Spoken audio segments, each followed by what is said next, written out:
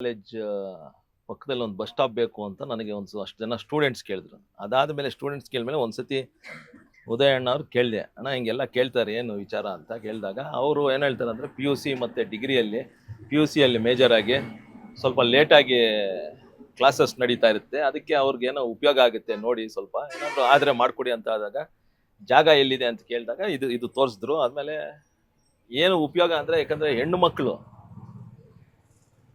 5 ಗಂಟೆ 6 ಗಂಟೆ ಆದಮೇಲೆ ಸ್ವಲ್ಪ ಏನಾದರೂ ಬೆನಿಫಿಟ್ ಆಗಬೇಕು ಅಂತ ಯೋಚನೆ ಮಾಡಿ ಇವರು ಸುಮಾರು ಒಂದು ವರ್ಷ ಹಿಂದೆ ನನ್ನ ಹತ್ರ ಬಂದಿದ್ದರು. ಅವಾಗ ಕೇಳಿದ್ರೆ ಇವೆಲ್ಲ ಫೆಸಿಲಿಟೀಸ್ ಇದ್ದರೆ ಮಾಡಿಸ್ಕೊಡ್ತೀನಿ ಅಂತ.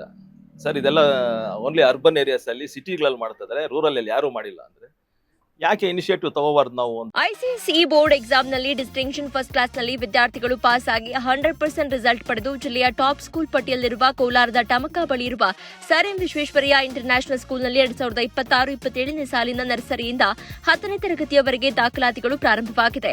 ಹೈಟೆಕ್ ಸ್ಕೂಲ್ ಬಿಲ್ಡಿಂಗ್, ಆಟದ ಮೈದಾನ, ನುರಿತ ಶಿಕ್ಷಕರ ಜೊತೆಗೆ ಸುರಕ್ಷಿತ ಬಸ್ ವ್ಯವಸ್ಥೆ ಕಲ್ಪಿಸಲಾಗಿದೆ. ಶಿಕ್ಷಣದ ಜೊತೆಗೆ ಸ್ಪೋರ್ಟ್ಸ್ನಲ್ಲಿ ಉತ್ತಮ ತರಬೇತಿ ನೀಡಿ ರಾಜ್ಯ ಹಾಗೂ ರಾಷ್ಟ್ರ ಮಟ್ಟದಲ್ಲಿ ಕ್ರಿಕೆಟ್ ಹಾಗೂ ಖೋ ಖೋ ಕ್ರೀಡೆಯಲ್ಲಿ ಹಲವು ವಿದ್ಯಾರ್ಥಿಗಳು ಭಾಗವಹಿಸಿ ಅನೇಕ ಪ್ರಶಸ್ತಿ ಪಡೆದಿದ್ದಾರೆ. ಅವ್ರನ್ನ ಕನ್ವಿನ್ಸ್ ಮಾಡಿ ಇಲ್ಲಿ ಹಾಕ್ಸಿದ್ದೀನಿ. ಬಟ್ ರೇಟ್ ಜಾಸ್ತಿ ಅಂತ ಹೇಳ್ತಾ ಇದ್ದೀನಿ ಅವ್ರಿಗೆ. ಆ ರೇಟ್ ಸ್ವಲ್ಪ ಕಡಿಮೆ ಮಾಡಿದ್ರೆ ಎಲ್ಲೆಲ್ಲಿ ಕಾಲೇಜಸ್ ಇದೆಯೋ, ಯಾಕೆಂದರೆ ನಮ್ಗೆ ಏನಂದರೆ ಹೆಣ್ಣು ಮಕ್ಕಳು, ಯಾಕೆಂದರೆ ಪಿ ಯು ಸಿ ಮತ್ತು ಇದು ಎಲ್ಲ ಇದ್ದಾಗ ಕೋಚಿಂಗ್ ಕ್ಲಾಸಸ್ ನಡೀತಾ ಇರುತ್ತೆ, ನೀಟ್ ಕ್ಲಾಸಸ್ ನಡೀತಾ ಇರುತ್ತೆ, ಪೇರೆಂಟ್ಸ್ಗೂ ಧೈರ್ಯ ಬರುತ್ತೆ.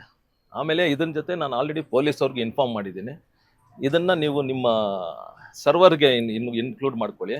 ಆವಾಗ ಏನಾಗುತ್ತೆ ಅಂದರೆ ಪೊಲೀಸ್ ಅವ್ರಿಗೂ ಒಂದು ಮಾಹಿತಿ ಸಿಗ್ತಾ ಇರುತ್ತೆ, ಏನಾದರೂ ಇನ್ಸಿಡೆಂಟ್ಸ್ ಆದರೆ ಏನಾದರೂ ಆಗುತ್ತೆ ಅಂತ. ಸೊ ಪೊಲೀಸ್ ಅವ್ರಿಗೂ ಮಾಹಿತಿ ಇದ್ದರೆ ಅವ್ರಿಗೂ ಒಂದು ಪೇರೆಂಟ್ಸ್ಗೂ ಧೈರ್ಯ ಇರುತ್ತೆ.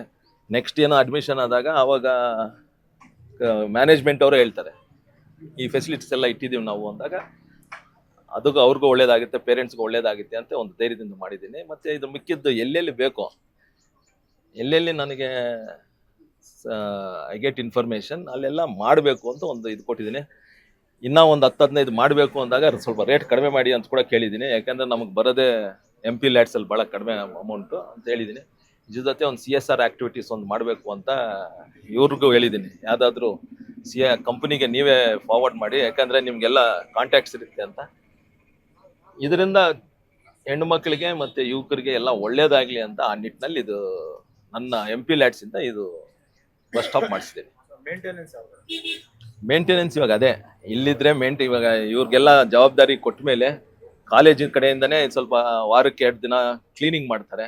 ಪೊಲೀಸ್ ಅವ್ರು ಯಾವಾಗ ಓಡಾಡ್ತಾ ಇರ್ತಾರೋ CC ಕ್ಯಾಮ್ರಾ ಕರೆಕ್ಟ್ ಆಗಿದೆಯಾ ಅಂತ ನೋಡ್ಕೊಳ್ತಾರೆ.